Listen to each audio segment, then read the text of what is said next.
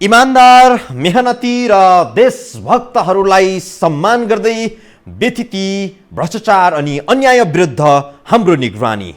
यो हो टेलिभिजनको समय चक्रको अर्को एउटा नयाँ श्रृङ्खलामा तपाईँलाई हार्दिक स्वागत छ दर्शकवृन्द। म विक्रम श्रेष्ठ। कोरोना महामारी विरुद्ध सबै दल, पक्ष प्रतिपक्ष एक भएर लाग्नुपर्ने बेलामा प्रधानमन्त्री केपी शर्मा ओलीले सोमबार पार्टी फुटाउन खोज्नेलाई सजिलो हुने गरी अध्यादेश ल्याएका छन्। राजनीतिक दल सम्बन्धी ऐनलाई संशोधन गर्दै सरकारले ल्याएको अध्यादेशले राजनीतिक दल फुटाउन खोज्नेहरूलाई सजिलो भएको छ। सबै जुटेर महामारी विरुद्ध लड्नुपर्ने बेलामा सरकार चाहिँ दल फुटाउन सजिलो हुने गरी अध्यादेश जारी गरिरहेको छ। यस्तो किन गरिएको? यसको जवाफ प्रधानमन्त्रीले दिएका छैनन्। उनका सहयोगी सल्लाहकारहरूले यस प्रकारको अध्यादेश नियमित कार्यका रूपमा सरकारले ल्याएको हो र यो विधि अनि प्रक्रिया सम्मत छ भनिरहेका छन्। यो हेरौँ। कोरोनाको महामारीले विश्वको चाल रोकिएको छ। 130 करोड जनसङ्ख्याको भार बोकेको विशालकाय छिमेकी मुलुक भारत समेत शान्त छ। भारतमा रोजगारी गर्ने नेपालीहरू सीमामा रोकिएका छन्। आफ्नै देशमा प्रवेश गर्नबाट रोकिएका नेपालीहरूको दुर्दशा बयान गरेर नसकिने हदको दुःख छ। देशभित्र एक कुनाबाट अर्को कुना, एक जिल्लाबाट अर्को जिल्लामा पुग्ने उपाय नभएपछि मानिसहरू लाला बाला बोकेर कष्टपूर्ण पैदल यात्रा गर्न विवश देखिन्थे। यो दृश्य केही फेरिएको छ, तर फरक प्रकृतिको दुःख पीडा बाहिर आइरहेका छन्। महाकालीमा हाम फालेर देश पुग्नु पर्ने व्यवस्था मात्रै होइन, विदेशी भूमिमा रोजगारी गुमाएर बस्ने नेपालीहरूको कुनै हिसाब छैन। विश्वभर 1000 नेपाली कोरोनाबाट संक्रमित भइरहेका छन्। 28 भन्दा बढीले ज्यान गुमाइसकेका छन्। धेरै नेपालीहरू कोभिड-19 सँग जुधिरहेका छन्। लगातारको लकडाउनका कारण धेरै नेपालीको घरमा अन्न सकिएको छ। राहतको आशा पनि मर्दै गएको छ। ज्यामी मजदुरी गरेर जीवन चलाइरहेकाहरूको आय स्रोत बन्द भएको छ। भोग्नेहरूको आवाज बाहिर आइरहेको छैन। जसले ठुलो स्वरमा आफ्ना कुरा राख्न सक्छन् तिनले कष्ट भोग्नै परेको छैन। प्रधानमन्त्री केपी शर्मा ओलीले केही दिन अघिसम्म कोरोना बाहेक केही कुरा पनि नगरौँ, कोरोना विरुद्ध सङ्घर्ष गरिरहेका बेला मानव अधिकारको कविता वाचन गर्ने बेला होइन पनि भनिरहेका थिए। तर अचानक के भयो धेरैले थाहा पाएनन्। 81 प्रधानमन्त्री केपी शर्मा ओलीले मन्त्री परिषदमा 2 अध्यादेश प्रस्तावका रूपमा ल्याए। आफैले पेश गरे, आफैले निर्णय गराएर प्रमाणीकरणका लागि राष्ट्रपति समक्ष पुर्याए। राष्ट्रपति विद्यादेवी भण्डारी पनि कति बेला सरकारले अध्यादेश प्रमाणीकरणका लागि पठाउँछ र हस्ताक्षर गरौँ भनेर तयार भरेर बसे झैँ प्रमाणीकरण गरेर तुरुन्तै जारी गरिदिन्। र प्रधानमन्त्रीको दिनगन्तीका सिग्नलहरू पनि हुन्। यस्तै किसिमका कुराहरू गर्नुपर्ने होइन भने उहाँले संसद बोलाउनु पर्छ, संसदलाई तुरुन्तै क्रियाशील बनाउनु पर्छ। देश सङ्कटमा गुज्रिरहेका बेला नागरिकले भोकै मर्ने दिन आयो भन्दै गुहार माग्न सडकमा निस्कन मात्रै बाँकी रहेको बेला प्रधानमन्त्रीले दल फुटाउन सजिलो हुने गरी अध्यादेश जारी गरे। संसद नचलेको बेला सरकारले जारी गर्ने अध्यादेश अस्थायी प्रकृतिको ऐन सरह हुन्छ। देश र जनताको आशा अपेक्षा एकातिर छाडेर सरकार दल फुटाउन सजिलो हुने गरी अध्यादेश जारी गर्नतिर लाग्यो। यो बेला दल फुटाउन सजिलो हुने गरी किन अध्यादेश चाहिएको हो? यस्तो आवश्यकताको औचित्य के होला त? यी प्रश्नहरूको जवाब प्रधानमन्त्री स्वयं बाहेक सायदैसँग छ। तर प्रधानमन्त्रीले यो प्रश्नको जवाब जनताले बुझ्ने गरी थाहा पाउने गरी दिएका छैनन्। कोरोना महामारी फैलिएर धेरै मानिसको ज्यान जान्छ कि भनेर एकपछि अर्को कठोर र बोल्ड निर्णय गर्न तयार भएर बस्नुपर्ने बेला प्रधानमन्त्रीले बेमौसमी बाजा बजाएको अधिकांशको टिप्पणी छ। पार्टीसँग सरसल्लाह गरिएन अथवा सरसल्लाह गर्न चाहिएन, नचाहेका कारणले यस्तो परिणाम निस्कियो भन्ने मलाई लाग्छ। तर यसले आम जनतामा काम कुरो एकातिर कुम्लो बोकी ठिमीतिर भन्ने भएको छ। कोरोना विरुद्ध लड्नुपर्ने, जनतालाई राहत दिनुपर्ने हजारौँ जनता त्यो रातारात हिँडेर 7 दिन 10 दिन लाएर हिँडेर आफ्नो ठाउँमा गन्तव्यमा पुग्दैछन्। पुलिसको लाठी खाँदैछन्, बन्दाबन्दीमा घरमा बन्द भएर बसिरहेका छन्। यस्तो बेलामा गरेको कामले जनतालाई निराश बनाउने काम गर्यो। हामीले हेर्दाखेरि त्यस्तो गर्नुपर्ने पनि छैन र गर्ने जुन एउटा वातावरण प्रधानमन्त्रीका लागि उचित वातावरण पनि छैन। त्यस महामारीमा छ, मान्छेको फोकस अर्कोतिर छ र प्रधानमन्त्रीको जुन एउटा हैसियत छ त्यसलाई कमजोर बनाउनु पर्ने कारण न त संसदीय दलमा चाहिँ उहाँको चाहिँ कमजोरी देखि केन्द्रीय समितिमा, तर त्यो प्रावधान ल्याएको देख्दाखेरि अब बद्लिने हो भन्ने एउटा शङ्का चाहिँ गर्नुपर्ने अवस्थामा सबैजना छौँ। अहिलेको जुन एउटा पद्धति छ त्यो पद्धतिलाई चाहिँ कमजोर बनाउनेतर्फ एउटा सोच हो कि भन्ने चाहिँ त्यसरी सोच्नुपर्ने अवस्था चाहिँ छ। यति मात्र होइन, प्रधानमन्त्रीले अध्यादेश 2N का हकमा निर्णय गराएका छन्। दल फुटाउन सजिलो पार्ने राजनीतिक दल सम्बन्धी ऐनका लागि अध्यादेश र अर्को संवैधानिक परिषदमा प्रतिपक्ष दलको भूमिका निष्क्रिय पार्ने गरी ल्याइएको अध्यादेश। यी दुवै अध्यादेशको औचित्य पुष्टि हुन सकेको छैन। जनता रोगले भन्दा भोकले मर्लान् कि जस्तो भएको छ। बन्द हडताल जस्ता विरोध शैलीबाट अभ्यस्त भएका राजनीतिक दल राजनीतिको केन्द्रमा पुगेको छ। यो राजनीतिक दलले बन्द हडतालसँग मिल्दो जुल्दो लकडाउन थपिरहेको छ, तर यसले निम्त्याइरहेको मानवीय सङ्कटमा नजरअन्दाज गरिरहेको आरोप पनि लागिरहेको छ। यो बेला जनताको शास्ति कसरी हटाउन सकिन्छ, कसरी दूर गर्न सकिन्छ भनेर चिन्तित हुनुपर्ने, यसका लागि कानुन बाधक भएमा अध्यादेश ल्याएर जनताको समस्या समाधान गर्नुपर्ने सरकारले पार्टी फुटाउन सजिलो हुने व्यवस्था अध्यादेश मार्फत ल्याएको छ। थप प्रसङ्गसहित उपस्थित हुनेछौँ यो ब्रेकपछि।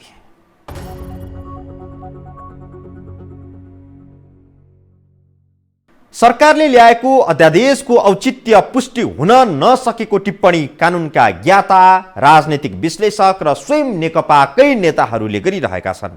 तर पनि यो अध्यादेश केही समय कानुन सरह लागू हुनेछ।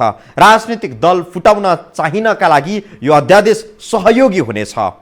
प्रधानमन्त्री स्वयंले पनि संवैधानिक परिषदबाट निर्णय गर्नुपर्ने विषयहरूमा प्रतिपक्षी दलका नेताको अवरोधको कुनै अर्थ हुने छैन।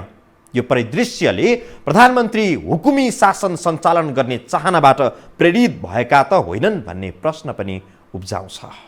प्रधानमन्त्री केपी शर्मा ओलीले सोमबार संवैधानिक परिषद सम्बन्धी अध्यादेश र राजनीतिक दल सम्बन्धी अध्यादेश मन्त्री परिषदबाट पास गराएर राष्ट्रपतिबाट जारी गराएपछि कोरोना महामारीको बेलामा फरक प्रकृतिको राजनीतिक तापक्रम बढ्न थालेको छ। प्रधानमन्त्री केपी शर्मा ओलीको चाहनामा जारी भएका दुवै विधेयक गम्भीर र खतरनाक रहेको विज्ञहरूले बताएका छन्। संवैधानिक परिषद सम्बन्धी पहिलो अध्यादेश जारी भएपछि अब प्रधानमन्त्री केपी शर्मा ओलीलाई महत्त्वपूर्ण निर्णय गर्न प्रमुख प्रतिपक्षी दलका पदेन सदस्यले कुनै अवरोध गर्न सक्ने छैनन्।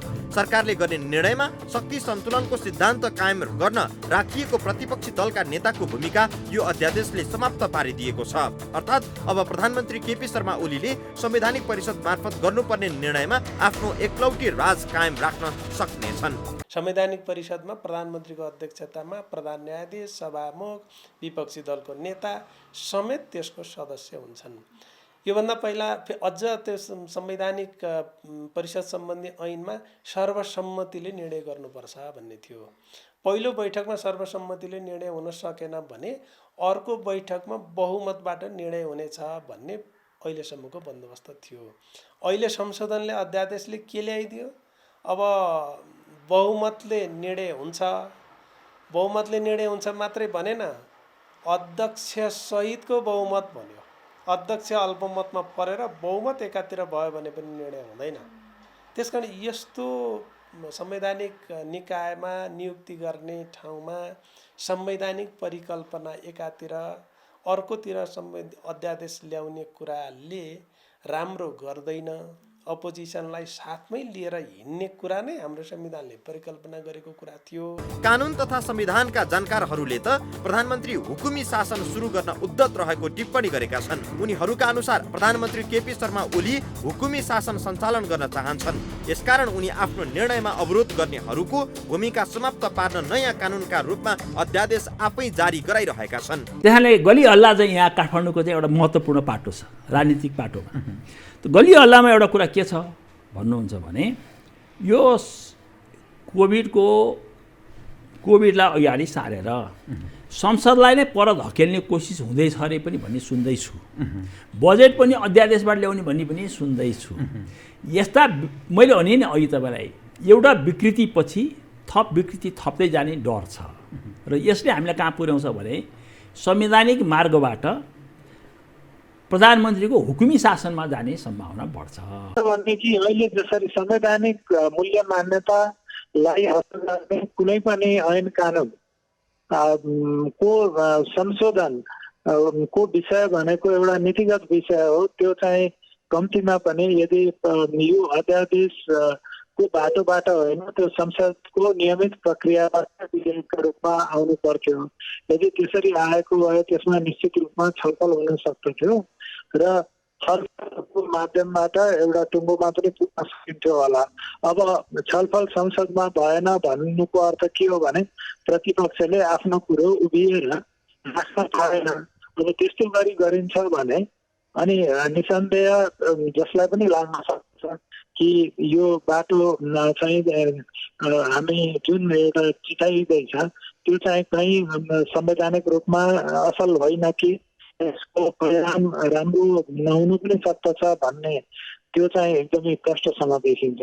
विज्ञ एवं विश्लेषकहरूले प्रधानमन्त्री आफूले गर्न चाहेको निर्णयमा अवरोध गर्नेहरूलाई कानुनी प्रक्रिया पूरा गरेर निस्तेज पार्ने र आफ्नो चाहना बमोजिमको शासन व्यवस्था कायम गर्न खोजिरहेका छन्।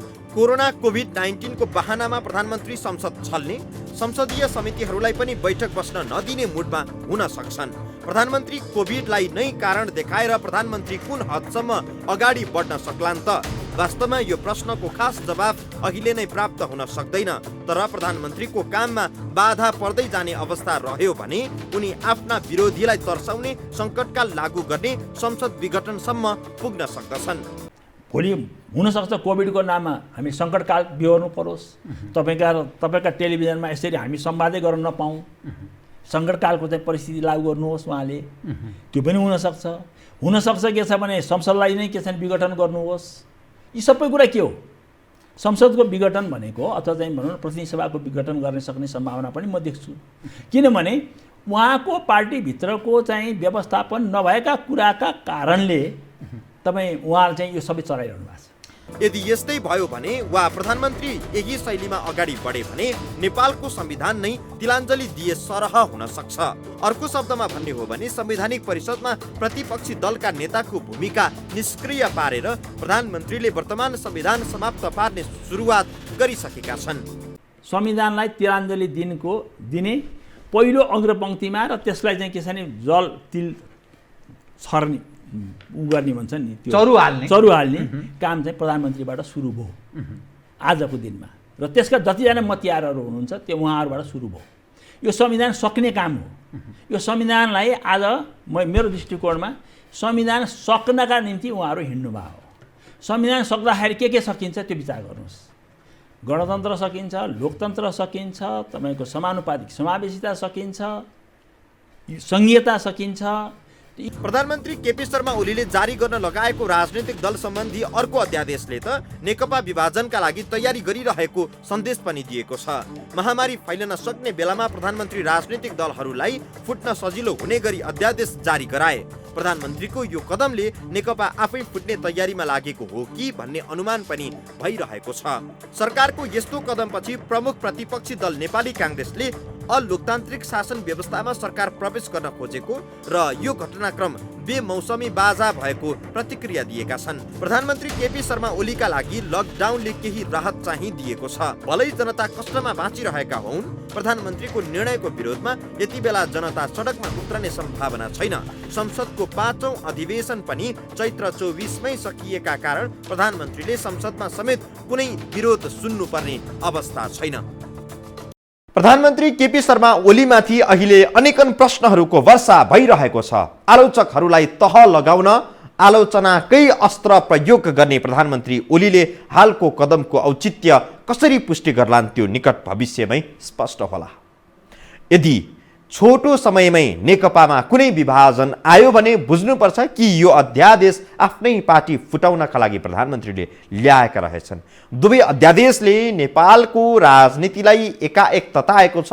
प्रधानमन्त्री ओली यस्ता अध्यादेश ल्याउने निष्कर्षमा आखिर कसरी पुगे त? यो सन्दर्भ चर्चा गर्नेछौँ यो ब्रेकपछि।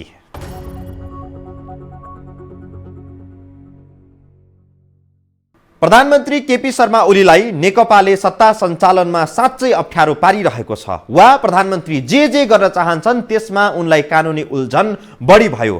प्रतिपक्षीको अवरोध उल्लेख गर्ने हो भने नेपाली काङ्ग्रेस गतिलो प्रतिपक्ष बन्न नसकेको काङ्ग्रेसकै नेताहरूले टिप्पणी गरिरहेका छन्। केही दिनअघि स्वास्थ्य मन्त्री भानुभक्त ढकालले भनेका थिए नेकपाकै ठूला नेताको काखमा बसेर नेकपाकै कार्यकर्ताहरू वर्तमान सरकारलाई असफल बनाउन लागि परिरहेका छन्। नेकपाकै नेता कार्यकर्ताले सरकारलाई असफल बनाउने निरन्तर प्रयास गरेपछि प्रधानमन्त्रीले तर्साउनकै लागि यस्तो अध्यादेश ल्याएका त होइनन्।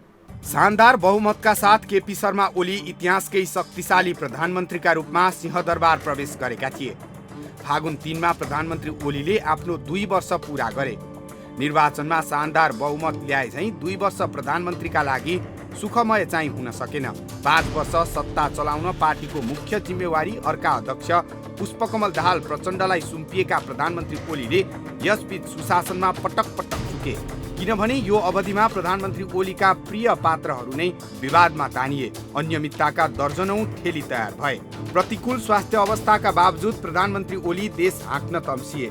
आलोचकहरूको कुरा सुनेर राज्य सञ्चालनमा सुधार ल्याउने प्रयत्न भन्दा पनि सरकारको विरोध गर्ने जो कोही माथि जाई लाग्ने स्वभाव भएका सल्लाहकारहरूबाट आफ्नो सचिवालय भरिभराउ गर्न थाले। एउटै राजनीतिक दल भए पनि प्रधानमन्त्रीका सल्लाहकारहरूले खुलेआम अर्का अध्यक्ष पुष्पकमल दाहाल विरुद्ध अभिव्यक्ति दिने, तर्साउने र धम्काउने तहसम्म पुग्न थालेपछि पार्टीभित्र गुट बलियो हुन थाल्यो। आवरणमा शानदार बहुमत भनिए पनि प्रधानमन्त्री ओलीका लागि यो बहुमत धेरै काम लाग्न छाडेको विश्लेषण भइरहेको छ। पार्टीभित्रको आन्तरिक खिच्चातानी साम्य पार्न भूमिका निर्वाह गर्नुपर्नेमा ओली गुट आफ्नै सत्ताको उन्मादमा पहिलो फायर खोल्ने तर्क अगाडि बढ्यो। पार्टीभित्रको कचिङ्गल कुन हदसम्मको थियो भन्ने विषय सार्वजनिक भइसकेको छैन, तर प्रधानमन्त्री ओलीले आइतबार पुष्पकमल दाहालसँग भेटेर लामो कुराकानी गर्नु, राष्ट्रपतिसँग भेटघाट गर्नु अघि लगत्तै मन्त्री परिषदमा अध्यादेश प्रस्ताव लैजाने जस्ता घटनाक्रमले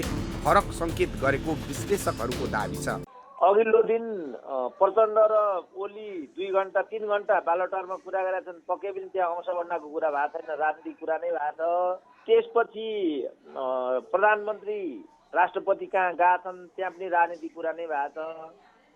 त्यसपछि मन्त्री परिषदमा यो विषय आएको छ, त्यहाँ प्रचण्डका मान्छे पनि छन्। त्यसपछि सचिवालयको बैठक भएको छ, त्यहाँ प्रचण्डकै बहुमत छ। अनि केपी ओलीले पार्टी फुटाउन यो निर्णय गरेको हो भन्दा त्यो हामीले पत्यायौँ भने मूर्ख भइँदैन भने। प्रधानमन्त्री ओलीलाई शक्तिशाली प्रधानमन्त्रीका रूपमा बुझिए पनि सरकारले जारी गरेको राजनीतिक दल सम्बन्धी अध्यादेश र त्यो अध्यादेशले गरेको व्यवस्थाले प्रधानमन्त्रीको कमजोरी देखाउँछ। विभाजन भएको राजनीतिक दलले केन्द्रीय समिति र संसदीय दलमा 40% पुर्याउन सक्दा बेग्लै दलको मान्यता प्राप्त हुन सक्थ्यो। तर यस्तो व्यवस्थालाई परिवर्तन गर्दै जारी गरिएको अध्यादेशमा संसदीय दलमा मात्रै 40% पुर्याउँदा बेग्लै राजनीतिक दलको मान्यता प्राप्त गर्न सकिन्छ। यस्तो व्यवस्था गर्दा प्रधानमन्त्रीलाई के फाइदा होला त? उहाँको जुन एउटा वैधता 2/3 दिएको वैधता थियो त्यो धेरै बलियो वैधता थियो। अहिले त्यो 2/3 को विकल्प 2/3 असर गर्न सक्ने केवल चाहिँ तपाईँको वेल्थ ट्याक्ससँग सम्बन्धित जुन व्यवस्था हो त्यो व्यवस्थाको यो 40% को प्रावधान थियो, जुन चाहिँ केन्द्रीय समिति र संसदीय दल दुवैबाट चाहिँ पुष्टि हुनु पर्थ्यो। तर यो कुरो त प्रधानमन्त्रीका लागि धेरै राम्रो कुरो थियो र उहाँलाई यसले बलियो बनाउँथ्यो, तर उहाँ आफैले यसलाई कमजोर बनाउनु भएको छ र केन्द्रीय समितिको 40%ले गर्न सक्ने भनेर चाहिँ जुन प्रावधान राखियो त्यसबाट चाहिँ के हुन्छ भने अब केन्द्रीय तपाईँको देशको एउटा निर्वाचित सत्ता चाहिँ पार्टीको जनताको परीक्षा भएको पनि नभएका पनि चाहिँ केन्द्रीय समितिका सदस्यहरू मार्फत चाहिँ कन्ट्रोल गरिने व्यवस्था हुँदैछ, जुन राम्रो कुरो होइन। राजनीतिक वृत्तमा चलेको चर्चा अनुसार केपी शर्मा ओली नेतृत्वको वर्तमान सरकार जेठ महिनाभित्र ढल्ने नेकपा भित्र चलखेल भइरहेको थियो। 5 वर्ष सत्ता सञ्चालन गर्न प्रधानमन्त्री ओलीले प्रचण्डलाई पार्टीको जिम्मेवारी, पूर्व माओवादीलाई सभामुख, मन्त्रीहरू विभिन्न आयोगमा पूर्व माओवादीले भनेको मान्छे राख्ने, राजदूतदेखि सांसदसम्म भागबण्डा आदि गरेका थिए। तर ती सबै सुविधा माओवादीलाई दिँदा पनि माओवादी र माधव नेपाल गुटले आफ्नै विरुद्ध षड्यन्त्र गरिरहेको चाल पाएपछि प्रधानमन्त्री ओलीले अध्यादेश सम्बन्धी अस्त्र तयार पारेका हुन्। राजनीतिक वृत्तमा चालेका यस्ता चर्चा सही हो भने प्रधानमन्त्रीले चालेको कदम सही हुन्छ त? जवाब चाहिँ प्रचण्डले दिनुपर्छ, किनभने यो प्रचण्डहरू विरुद्ध लक्षित छ भन्ने छ। सचिवालयको बैठक पनि धम्किकन प्रचण्डले बसाएको भन्ने छ। त्यसो भने किन एक शब्द तिनीहरू त्यहाँ नबोलेका त? कुन शक्ति होला हामी अनुमान गरौँ न। यिनीहरूलाई या त कसैले विवश बनाएको हुनुपर्छ, या यो विषयमा जे कुरा बजारमा आएको छ त्यो कुरा सबै झुटो हुनुपर्छ। विश्लेषक डाक्टर सुरेन्द्र केसी त प्रधानमन्त्री ओली एक्लैले यो कदम चालेको कुरामै विश्वास गर्दैनन्। उनको मतमा यो सबै घटनाक्रममा प्रधानमन्त्री ओली, नेकपाका अध्यक्ष पुष्पकमल दाहाल प्रचण्ड र राष्ट्रपति विद्यादेवी भण्डारीको पूर्ण सल्लाहमा यस्तो कदम चालिएको छ। यो चाहिँ हामीलाई बाहिर भ्रम लागेको मात्रै हो। वास्तवमा प्रचण्ड, केपी र विद्या भण्डारी मिलेर नै यो गरेका छन्। यो रहस्यपूर्ण छ, तपाईँले भने जतिको मात्रै हो जस्तो लाग्दैन के मलाई। प्रधानमन्त्री ओलीको यो एक्सनको रहस्य अहिले पनि खोजी भइरहेको छ। यो रहस्य नेकपाकै नेताहरूले पनि भन्न सकेका छैनन्। सरकारले बताउन सकेका छ न त्यो राजपत्रमा प्रकाशित भएको अक्षरले बोल्दछ। त्यसकारण यसको भित्री रहस्य के हो भन्ने बारेमा म अहिले भन्न सक्दिनँ। तर जेसुकै रहस्य भए पनि यसले राम्रो सङ्केत दिँदैन भन्ने एउटा मेरो निष्कर्ष हो। प्रधानमन्त्री केपी शर्मा ओलीले अध्यादेश मार्फत राजनीतिक दल फुटाउन सजिलो बनाउने प्रबन्ध गरिरहेका छन्। यो व्यवस्था संसद सुचारू भएको 2 महिनामा संसदबाट पारित हुनुपर्छ, अन्यथा स्वत खारेज हुन्छ। अर्थात् प्रधानमन्त्री ओलीको यो कदमले निम्त्याउने राजनीतिक मोडसँगको साक्षात्कारका लागि धेरै समय कुर्नुपर्ने छैन। नेकपा नेतृत्वको यो सरकार पार्टीभित्रको टुटफुटका कारण असफल भयो भने यसमा दोष अरूमाथि थोपर्ने ठाउँ रहने छैन। नेकपाले सत्ता सञ्चालनमा असक्षमको कलङ्क पनि आफैले बोक्नुपर्ने हुन्छ। टुटफुटमा बानी परेका नेताहरूले यसपटक कस्तो निर्णय गर्ने हुन् कौतूहलपूर्ण बनेको छ। समय चक्रको आजको समय सकियो। बिदा दिनुहोस्। नमस्कार।